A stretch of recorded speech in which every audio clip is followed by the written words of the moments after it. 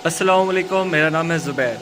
जैसे कि मैंने लास्ट वीडियो में कहा था कि हम क्वेश्चन आंसर सेशन करेंगे। जो जो आप कमेंट्स करना चाहते हैं कर सकते हैं, या जो जो आपको क्यूरीज़ है आप पूछ सकते हैं। तो काफ़ी लोगों ने कमेंट्स किए, तो अब मैं सब कमेंट्स को सब क्यूरीज़ को एक साथ तो नहीं एक्सप्लेन कर सकता। तो मैंने सोचा कि मैं बारी बारी जो जो मुझसे कवर हो सकता है मैं उस पर वीडियो बनाना शुरू करूँगा।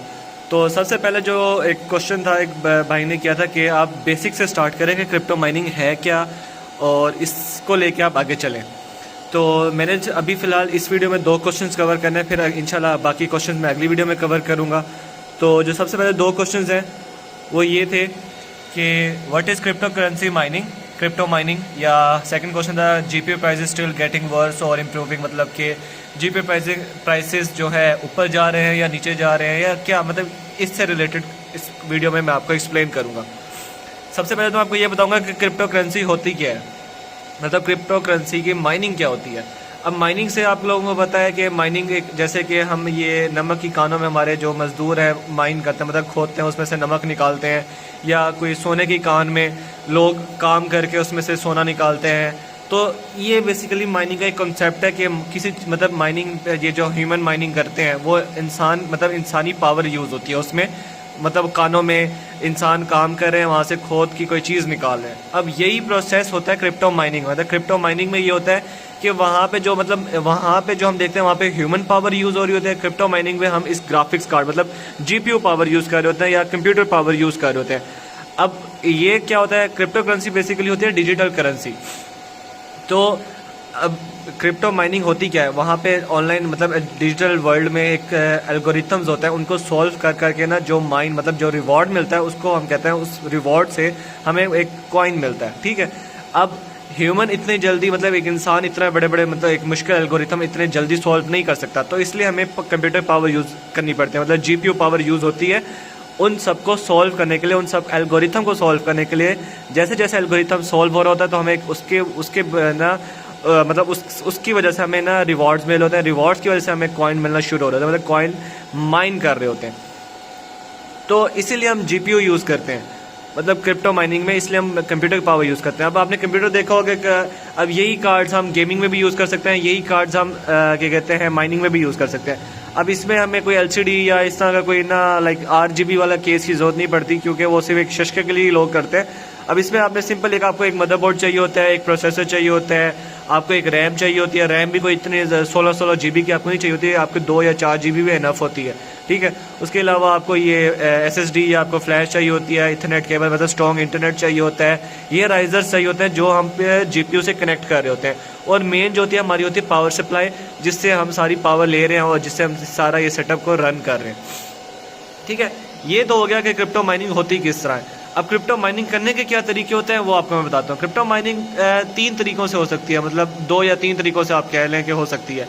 सबसे पहले जो 2 तरीके, बल्कि जो सबसे पहले तरीका होता है उससे कहते हैं एसिक माइनिंग। एसिक माइनिंग में क्या होता है, आपने सुना होगा वो जो एंट माइनर्स होते हैं, जो बड़े बड़े माइनर्स होते हैं, एक इतनी बड़ी मशीन होती है, उसमें ये सारा सेटअप की जरूरत नहीं होती, उसमें एक सिंपल सी काफ़ी बड़ी मशीन होती है जो एक बहुत ज़्यादा पावर कंज्यूम कर रही होती है, इलेक्ट्रिसिटी कंज्यूम कर रही होती है और अच्छा हैश रेट दे रही होती है। अब मेन चीज़ क्या होती है, सारी चीज़ें, ये सारा सिस्टम एक हैश रेट क्रिएट कराता है। हैश रेट से क्या होता है, स्पीड।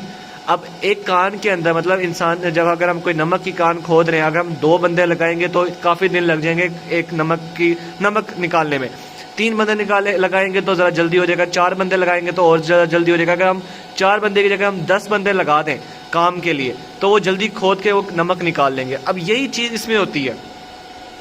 अब एक कार्ड का हैश रेट, एक कार्ड की स्पीड क्या होती है, अगले कार्ड की स्पीड क्या होती है, मॉडल्स पे डिपेंड करता है कि हर कार्ड की क्या स्पीड होती है। अब जैसे मैंने लगाया हुआ है 1660 सुपर, इसका एक कार्ड की स्पीड आती है 31.55 हैश रेट। ठीक है।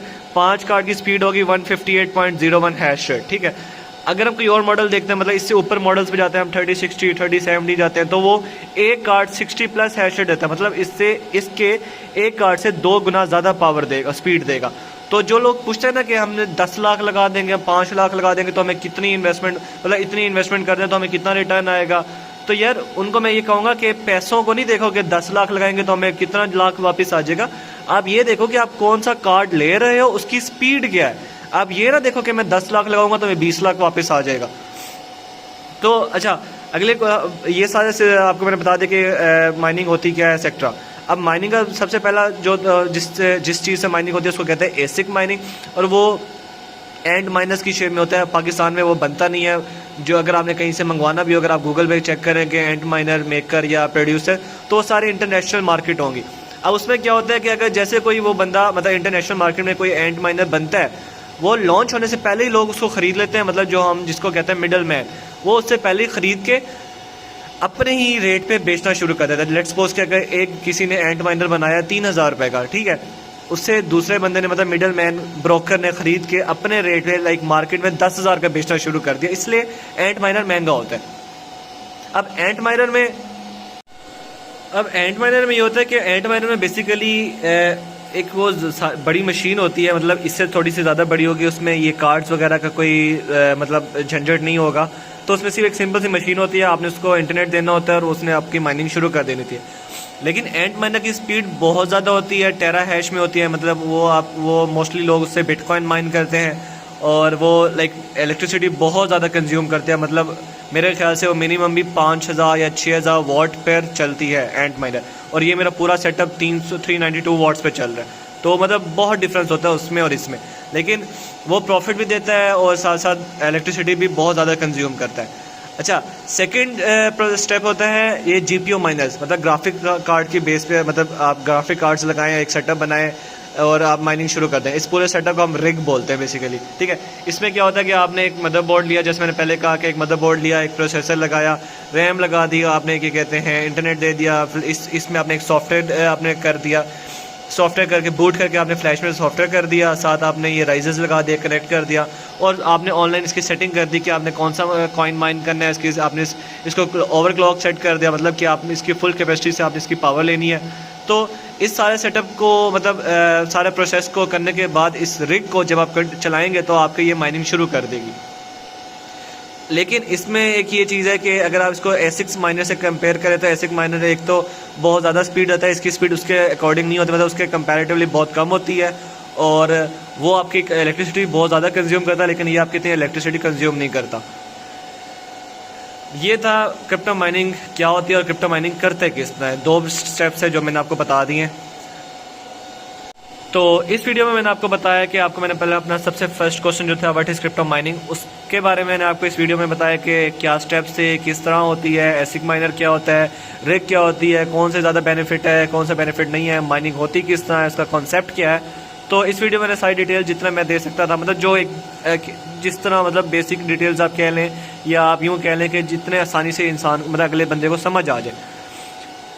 इंशाल्लाह अगली वीडियो में मुलाकात होती है जिसमें मैं आपको बताऊंगा कि जीपीयू की प्राइसेस क्या जा रही हैं और जीपीयू कौन सा बेहतर है माइनिंग के लिए।